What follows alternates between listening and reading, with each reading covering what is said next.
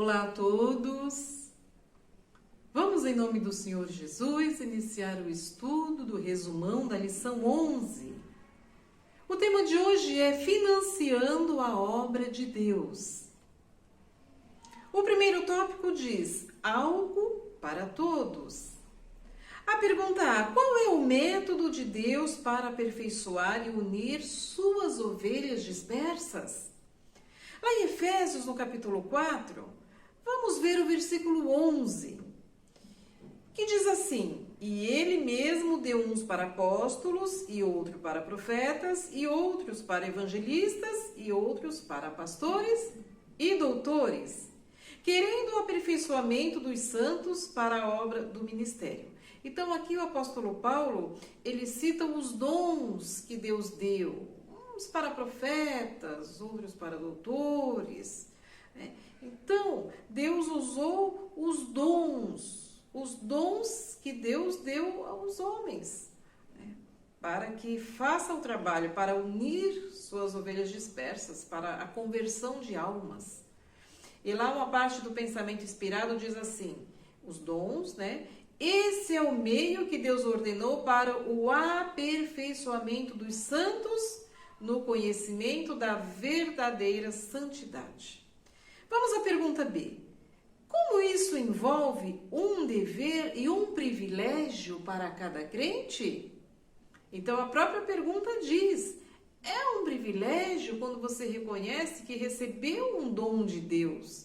E é um dever também você utilizar o dom, como na parábola dos talentos, utilizar os dons que Deus deu para a salvação de almas. Vamos ver lá a parte do pensamento inspirado, diz assim, embora ele tenha chamado os homens para pregar a palavra, tornou o privilégio da igreja toda participar da obra, contribuindo com meios para a manutenção desse serviço. Então, nós podemos utilizar nossos dons também, ajudando a obra de diversas maneiras. Vamos ao segundo tópico, advertência e incentivo. A pergunta diz, quantos hoje repete o pecado de Nadab e Abiú? Nadab e Abiú eram filhos de Arão e eles trouxeram fogo estranho para o altar do Senhor. Eles desobedeceram a Deus. Agora, muitos hoje também, da mesma forma que Nadab e Abiú trouxeram fogo estranho, fazem a mesma coisa. Vamos ver aqui o pensamento inspirado que diz assim, nas instruções de Deus quanto à obtenção de meios para a sua obra, em que trecho encontramos qualquer sugestão de bazares, audições, quermesses e entretenimentos semelhantes? Aqui estamos falando do templo, da causa de Deus. Angariar recursos de modo que Deus não aprova. E muitos fazem isso. E lá no final da nota diz assim, os homens estão repetindo o pecado de Nadab e Abiú. Como? Usam fogo comum, no lugar do sagrado, no serviço de Deus. O Senhor não aceita tais ofertas. Então, devemos dar ofertas ao Senhor de modo que agrade a Deus. Não usando a casa de Deus ou fazendo festas, quermesses, para arrecadar fundos, aí Deus não aceita esse tipo de oferta. Vamos à pergunta B. O que podemos aprender com a forma como Moisés levantou recursos e com a reação dos israelitas? A Bíblia diz que Moisés ele não ficou insistindo para o povo para pedir recursos. Moisés seguiu as instruções de Deus. Aqui o pensamento inspirado diz, não foi necessário insistir. O Senhor apenas instruiu Moisés, convidar os filhos de Israel a trazerem ofertas. Então Moisés foi lá, fez o convite, Deus instruiu Moisés, e olha o resultado. A segunda parte da pergunta diz, qual foi a reação dos israelitas? Vamos ver. Moisés, ele deveria aceitar dádivas de todos os que doavam de boa vontade, sendo sinceros de coração. Ninguém deveria fazer doação forçada. Tinha que vir do coração. E as ofertas vieram em tão grande medida que Moisés ordenou que o povo deixasse de trazer, pois haviam fornecido além do que poderia ser usado. Este tipo de oferta como diz a pergunta, como podemos aprender? Isso que aconteceu na época de Moisés deve acontecer hoje também. Devemos ajudar a causa de Deus, devolver os dízimos e as ofertas de todo o nosso coração. Aí sim, será aceito por Deus. Terceiro tópico, conselho prático. Perguntar como podemos correr o risco de receber a mesma maldição lançada contra a cidade de Meroz. Débora e Baraque, eles estavam amando de Deus, estavam em guerra contra os cananeus. E foi pedida ajuda aos israelitas. Mas o que aconteceu? Os israelitas que moravam nesta cidade de Meroz, eles não fizeram nada para ajudar o exército de Baraque, a qual Débora também estava ali auxiliando, dando suporte. E aí, isso não agradou a Deus. Olha o que diz lá em Juízes 5:23. O que Meroz fez, os moradores da cidade, simplesmente nada. Não ajudaram. Esse foi o pecado deles. A maldição de Deus lhes sobreveio por aquilo que não fizeram. Então, da mesma forma, hoje também, se está ao nosso alcance, nós fazermos algo pela causa de Deus, pela pregação, disseminação do Evangelho, e se nós não fizermos, então nós também cairemos no desagrado de Deus. Então vamos ver aqui, olha, interessante a observação que por causa disso, porque o povo de Meroz não fez nada para ajudar o exército de Baraque e Débora, sabe o que aconteceu? A mesma maldição que foi dada aos cananeus caiu sobre eles também. Caiu sobre os moradores de Meroz. E a pergunta diz, como podemos correr o risco? A mesma coisa hoje. Se nós ficarmos num estado apático, inerte, não ajudarmos também, poderemos estar nesta mesma situação. E para finalizar essa pergunta, vamos refletir. Se os olhos de todos se abrissem para ver como a atual cobiça impede o avanço da obra de Deus, e quanto progresso ocorreria se todos agissem de acordo com o plano divino ao devolver os dízimos e as ofertas, haveria uma decidida reforma por parte de muitos, pois não se atreveriam a impedir o desenvolvimento da causa de Deus como tem feito. Se os nossos olhos pudessem se abrir, muitos mudariam de atitude. Vamos ver a pergunta B. O que as Escrituras ensinam sobre a economia pessoal? Lá em Provérbios e também em João, tem 2 conselhos. Vamos ver o que aconteceu? Lá em Provérbios diz, tesouro desejável e azeite há na casa do sábio, mas o homem insensato o devora. Ou seja, na casa do sábio tem fartura, mas na casa do insensato tem escassez. Lá em João 6,12 diz assim, e quando estavam saciados, disse aos seus discípulos, recolhei os pedaços que sobejaram para que nada se perca.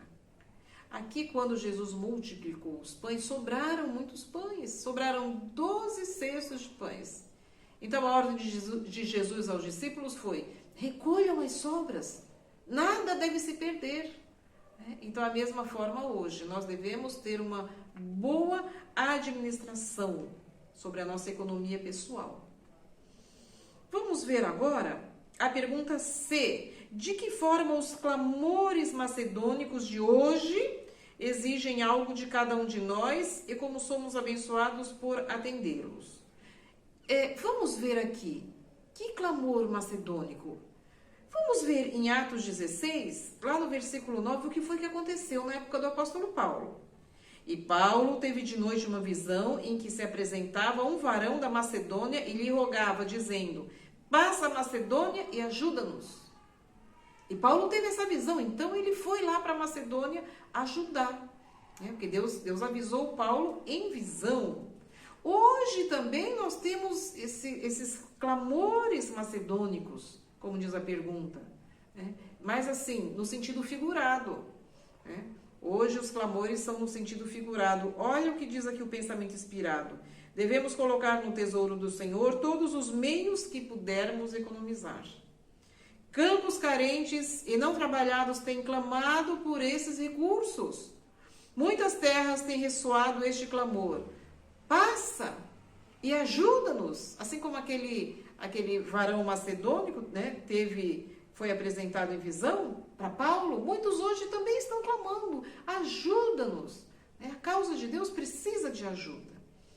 Vamos agora ao quarto tópico. Nossa parte no plano de Deus. A pergunta diz: como nossos dízimos e ofertas se relacionam com a abertura de novos campos? Então, tem esse texto interessante de 1 Timóteo 5, 17 e 18, que diz assim: os presbíteros que governam bem sejam estimados por dignos de duplicada honra, principalmente os que trabalham na palavra e na doutrina. Porque diz a Escritura: não ligarás a boca do boi que debulha, e digno é o obreiro do seu salário. Então, o que acontecia?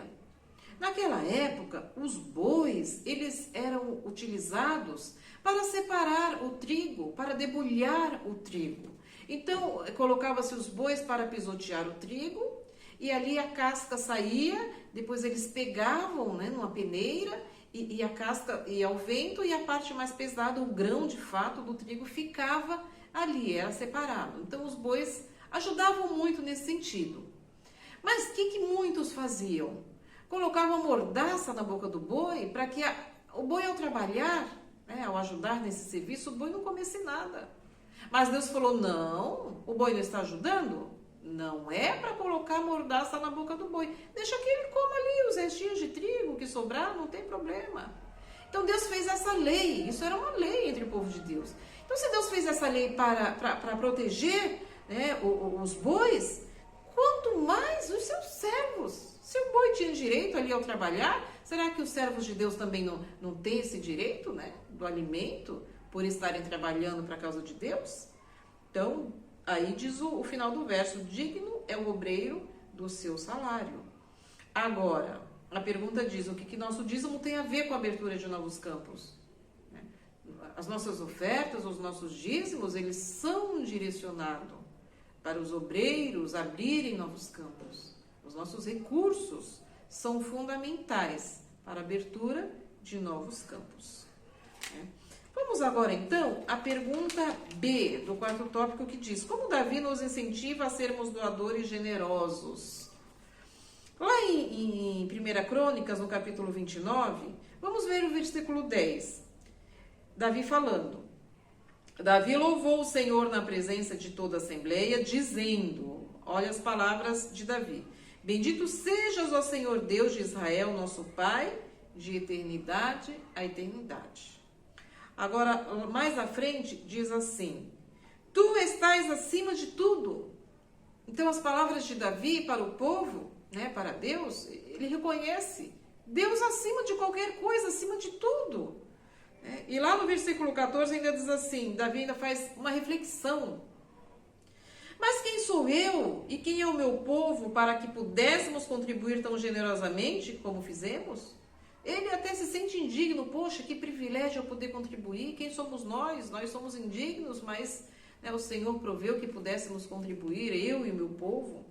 Tudo vem de ti, e nós apenas te damos o que vem das tuas mãos. Então, isso aqui incentiva a nós hoje, a nós reconhecermos também, assim como Davi. Tudo vem de Deus. E nós apenas devolvemos a Deus parte do que Ele permite que chegue às nossas mãos. Vamos ao quinto tópico: uma responsabilidade e um privilégio. Por que privilégio? Privilégio você participar de uma missão importante. Vamos ver a perguntar: que missão é essa? Como o povo de Deus adianta ou atrasa o retorno de Cristo sob as nuvens de glória? Lá em 2 Pedro, no capítulo 3, versículos 11 e 12, diz assim, acompanhem: havendo, pois, de perecer todas essas coisas, que pessoa vos convencer, em santo trato e piedade, aguardando e apressando-vos para a vinda do dia de Deus, em que os céus em fogo se desfarão e os elementos ardendo se fundirão. Olha agora esta reflexão. Aqui em 2 Pedro diz o que está prestes a acontecer, a vinda de Cristo. Agora a pergunta diz como o povo pode adiantar ou atrasar. Vamos ver aqui o início da nota, parte do Desejado de Todas as Nações, páginas 633 e 634. Vamos ver essa citação. Se a Igreja de Cristo tivesse feito a obra indicada como o Senhor ordenou, o mundo inteiro já teria sido advertido. E aí o que aconteceria? E o Senhor já teria retornado à terra com poder e grande glória. Então, se nós retemos os recursos que deveriam ser destinados à causa de Deus, o que estamos fazendo? Atrasando a vinda de Cristo. Pergunta B diz, que privilégio está ao alcance de todo o crente? Lá em 1 Coríntios, no capítulo 3, versículo 9, diz assim, porque nós somos cooperadores de Deus, vós sois lavoura de Deus e edifício de Deus. Olha, somos cooperadores de Deus. Mas quem somos nós para ajudar a Deus? Deus é o dono de tudo, mas Deus permite que nós cooperemos com a obra. Isso é um privilégio, como diz a pergunta, é um grande privilégio nós ajudarmos na obra de Deus. Olha o início da nota, que linda essa passagem lá de Conselhos para a Mordomia, que diz assim, Deus fez os seres humanos, ou seja, eu e você, assistentes sociais, parceiros com Ele, na grande obra de alavancar o seu reino sobre a terra. Olha que bonito! Somos parceiros de Deus para levar a obra, para levar a mensagem. Olha que honra, olha que privilégio! Deus escolheu a mim e Deus escolheu a você também como parceiros, como cooperadores, como assistentes sociais no trabalho de salvar almas. Então vamos refletir, sobre esse privilégio que Deus tem dado a nós, sobre os nossos deveres, desenvolver os dons, para que nós possamos ajudar realmente, possamos estar alinhados com a obra, com a missão que Deus deu para cada um de nós e que possamos ser cooperadores com Cristo para a salvação de almas e assim acelerar a vinda de Cristo nas nuvens dos céus. Bons estudos da lição a todos. Amém.